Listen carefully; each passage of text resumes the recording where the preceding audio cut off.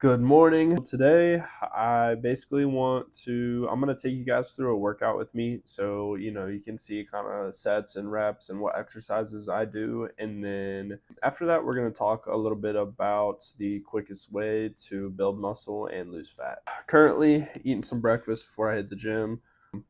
Pretty simple, just some cinnamon toast crunch with some almond milk to lower the calories. But, the cinnamon toast crunch is my simple carb before the gym. So, going to give me some energy through the workout.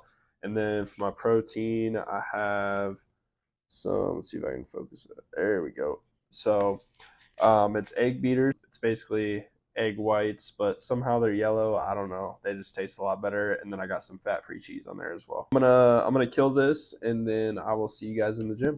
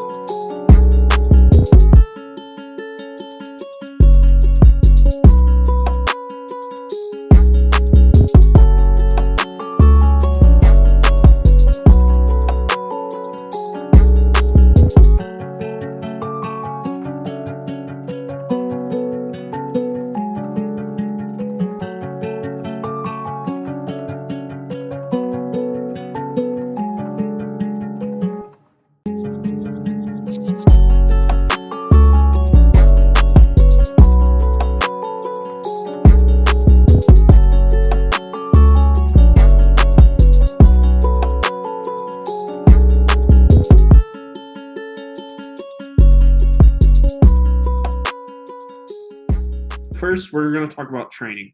Now, with training, we're going to want to train like a bodybuilder, or you're going to want to train like a bodybuilder, I guess. What I mean by that is, you don't have to do like a long amounts of cardio. You don't need to do CrossFit. You don't need to do HIIT training. You don't need to do any of this. Just lift like a bodybuilder. It is going to be the best way to add muscle on while also lose fat. It changes your body composition more so than the other ones. So, if you were just doing the other things and trying to just burn the most amount of calories, for instance, like if you just did a bunch of cardio without lifting the weight, yes, you could shrink, but you would essentially just look the same as you do now, but just a smaller version. You would still have the same composition and makeup. So, you want to train like a bodybuilder. And it'd be nice if I could type. So, train like a bodybuilder. So what you're going to want to focus on with this is intensity over volume. What I mean by that is you want to train to failure or very close to failure. And if you're not familiar with training to failure, essentially just means, if you're given a rep range, let's say you're going to do 8 reps, you would basically fail on that 8th rep. That would be training to failure. Now, the reason you want to train to failure is because the last 5 reps to failure is where the muscle growth actually occurs. The other reps before that, they're basically just tiring out your muscles, just building up fatigue. So, ideally, yes, in a perfect world, you would just do 5 reps of everything, but obviously there are other factors that weigh into it. How much stress is on the joints? Can you do 5 reps cleanly? Can you make sure that, if you're only doing 5 reps that, you're able to target the muscles you're trying to work the whole time?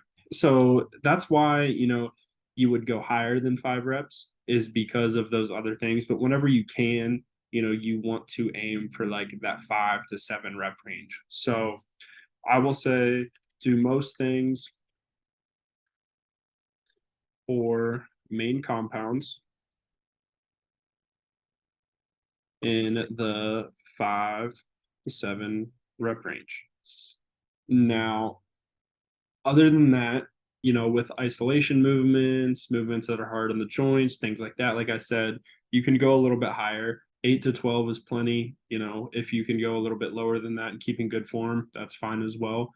So you want to do most things in the 5 to 7 rep range because, like I said, if you're doing more than that, you are just building up fatigue. Like if you did 20 reps and you failed on that 20 rep, and then if you do 5 reps and you fail on that 5th rep, you are doing the same amount of work for your muscles in terms of growth, but with the 20, you are building up a lot more fatigue, which is going to affect the rest of your workouts. So that is pretty much it with that. And also, one thing you want to make sure of, you don't need to do these long, exhausting workouts. No, 30 to 60-minute workouts, completely, enough time to build muscle. And you don't have to go every day, I would say 3 to 5 days a week. 6 days is kind of pushing it, but a lot of like newbies in the gym their bodies can handle that. So I'll say, if you do have a little more time on your hands, I'll say 30 to 75 minutes for workouts and say 3 to 5 days a week. And also, if you only have 2 days a week, 2 days a week is fine. It's better than zero. So just remember that as well. And then you want to have a split that is going to target each muscle and build everything balanced without getting into, actually like building out a workout for you. You just saw how my workout was structured. So the second thing you want to focus on is protein. If you get nothing else in your diet right, make sure you get protein right. Now, with protein, you want to shoot for about 1 gram per pound of body weight in protein. That goes to a certain extent because if you are 400 pounds or 300 pounds, you don't want to eat 300 to 400 grams of protein per day. That's going to be a lot. I would say like max out 220 grams.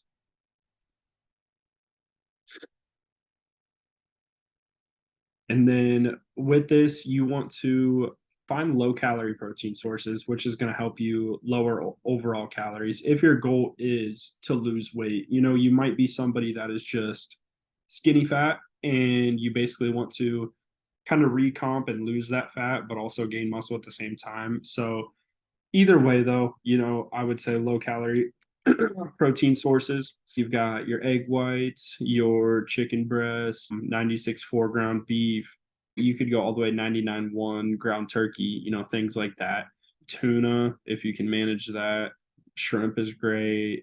Basically any white meat is perfect for it. So low calorie protein sources. Pretty much last thing, it's not anything crazy, but essentially if you are, it's kind of what I just talked about. If you are somebody that needs to lose a bunch of fat, like if you are in a place where you physically would not be okay with you adding any more fat, then you need to first cut. That's a big thing that people don't know where to go. They don't know if they want to cut or if they want to bulk because they really want to be more muscular, or if they should try to recomp. Recomping is possible, but it is difficult for most people. Conditions have to be perfect. It works a lot better on a newbie. Those newbie gains help out. So just deciding whether you're going to cut or bulk and then sticking to it. That's a big thing, sticking to it, because some people are like, oh, I want to cut. They start cutting, they're like, oh, this sucks, and then want to flip, or vice versa. So decide if you want to cut or bulk and then stick to it. So you want to be calorie deficit. This can be done by simple food swaps, like I was just talking about, like those lean protein sources. You'd sub out like egg whites for eggs, fat-free cheese for cheese, low calorie breads for regular bread, anything like that, where you can basically eat the foods that you love, but make them lower calorie by subbing out ingredients. So I'll add that as well.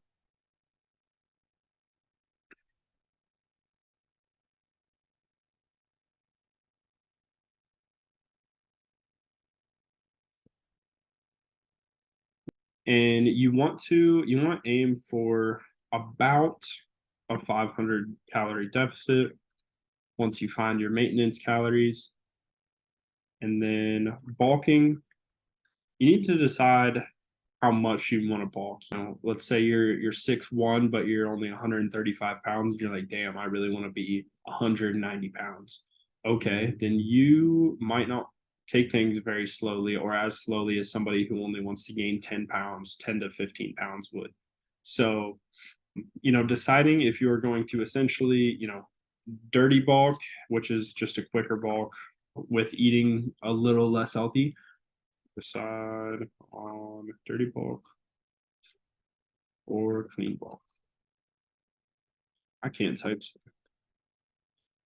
So decide on your dirty bulk or clean bulk. If you are clean bulking, 200 to 300 pound surplus for clean bulk, and so like above 500 cal surplus for a dirty bulk.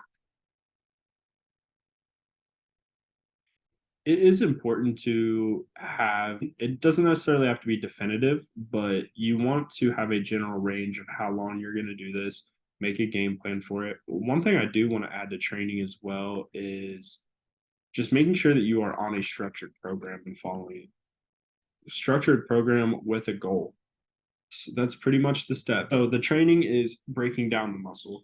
You are eating the protein to then be able to recover and build the muscle back bigger than it was before. And then the diet is where you are going to lose fat.